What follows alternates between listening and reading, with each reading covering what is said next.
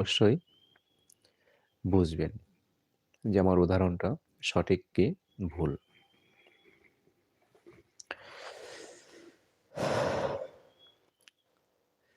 ধরুন আপনার দিকে আমি একটি আঙ্গুল তুলছি।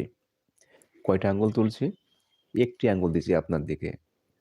এখানে মজার বিষয় হচ্ছে আমি একটি আঙ্গুল দিয়ে আপনাকে ক্ষতি করার চেষ্টা করছি। কিন্তু দেখেন ৩ টি আঙ্গুল। ৩ টি আঙ্গুল কিন্তু আমার দিকে আছে। আর একটি আঙ্গুল কিন্তু সাক্ষী দিচ্ছে।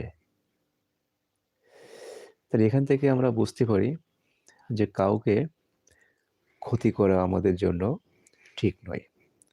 কারণ কাউকে যদি আমি একটু ক্ষতি করি, আমার দিকে কিন্তু তার ৩ গুণ ক্ষতি অপেক্ষা করছে।